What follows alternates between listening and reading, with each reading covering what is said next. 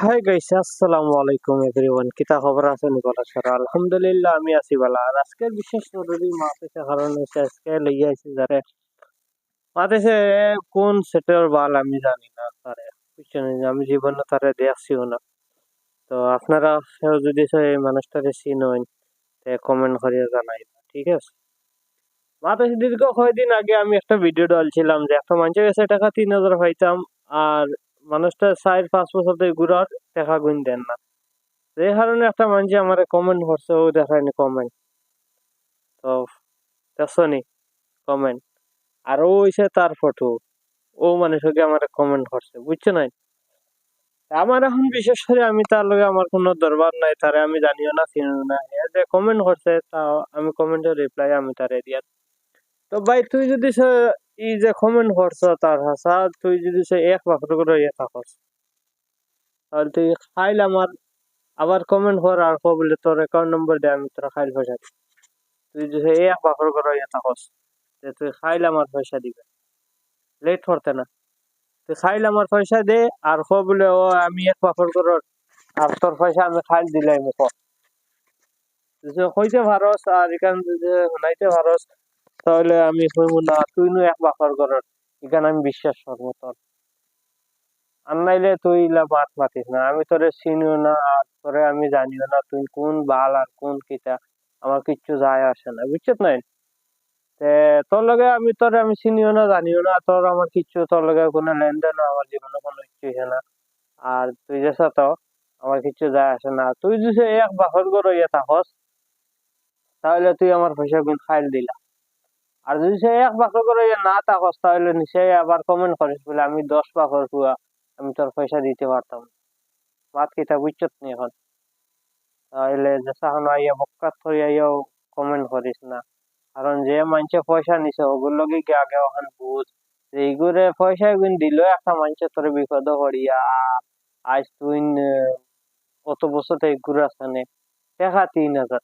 আরে ভাই হ্যাঁ যদি টাকা দিতে না পারে, আমি তো তার অপশন দিছি, আমি তার বাপরও দিছি অপশন। তুমি তোমার ঘরে কো যে পয়সা যদি না দিতে পারো, তুই তার ফোন করি কো বলে বাইরে আমি তোর কাছে টাকা যেগুন নিছি, এই পয়সা আমি দিতে পারতাম না, তুই আমারে মাফ কর। আমি মাফ করে দিই, সেটা হয়েছে, বুঝছো না? আমি মাফ করে দিলে আমার কিচ্ছু দরকার লাগতো না পয়সা, কিন্তু খেয়ে আমার ফোন করে কল। আমি তো বুঝি না যে অমুকে আর হমুকে, আলোর ভাই আর বালর ভাই, শালির ভাই, এটা আমি বুঝি না। যে পয়সা নিছে হে আমার ফোন করে কক বলে বাইরে আমি তোর পয়সা দিতে পারতাম না, আমার আল্লাহ তো মাফ করে দিন। এলা জিগর আছে আমার, মাফ করে দিন। এটা হয়েছে, বুঝছত নি? তাহলে যদি সে এখন তুই এক বাকর করে থাকস, তাহলে পয়সা গুণ দিলাইস। আর যদি সে এক বাকর করে না থাকস, তাহলে আবার নিচে কমেন্ট কর যে আমি 10 বাকর হুয়া আমি তোর পয়সা দিতে পারতাম না। এটা হয়েছে, বুঝছত না?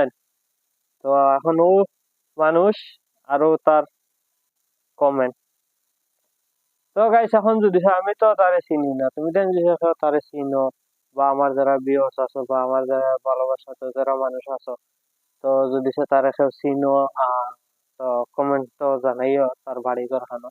কিন্তু আমি তো যতক্ষণ জানা আছি না আমার, আমি তারে জীবনে দেখছি না, হ্যাঁ সে আর কার কিতা।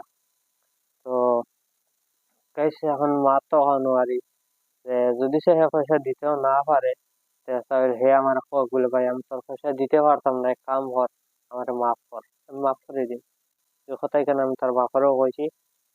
এর আগে আগের যে ভিডিও দিছিলাম, সেই ভিডিও দেওয়ার পরে তার বাড়ির লগে আমার পাক্কা মাথা তো হইয়া গেছে। আমিও তার বাইরেও কথা কইছি, আর যদি পয়সা কিন্তু দিতে না পারে, হে আমার হোক বলে ভাই আমি তোর পয়সা দিতে পারতাম না, এক কাম কর মাফ করে দে। আমি মাফ করে দিব, অসুবিধা নাই। টাকা খুব না, টাকা 3,000 মাত কিতাব হয়েছে, বুঝছেন? টাকা হয়েছে 3,000। কিন্তু আমার কথা হচ্ছে হে আমার ফোন করে কোয়া লাগবে যে ভাই আমি তোরা পয়সা দিতে পারতাম না, মাফ কর। আর নাইলে হে আমার কইতো বলে ভাই আমি অমুক তারিখ ও সময় ও ঘন্টার ভিতরে আমি তোরা পয়সা দিই। সেটা হচ্ছে, বুঝছেন? এখন স্যার তো ভাই আপনাদের কাছে আমার রিকোয়েস্ট রাখানো রইলো, ভিডিওটা লাইক কমেন্ট শেয়ার করবা। ভিডিওটা যদি ভালো লাগে তাহলে শেয়ার করে দিবা। আর আপনারা তো যদি মাথা নিলে কোনো দোস্ত ফ্রেন্ড আছে যে টাকা পয়সা নিয়ে ঘুরার ঘুরার টাকা পয়সা দেয় না, তো ইলা যদি তা হয় তো নিশ্চয় কমেন্ট হবে বলে আমরা রইলা ফ্রেন্ড আসুন টাকা পয়সা নিয়ে দেন না। তো ভাই এখন যদি আমি কোনো মনোযোগ কষ্ট দিয়া থাকি তাহলে ভাই আল্লাহ মাফ করবো আমারে। কারণ ভাই আমি এখন মজবুর, আমি কিতা করবো, 60টা বছর 3000 টাকা 60 বছর থেকে এগুলো।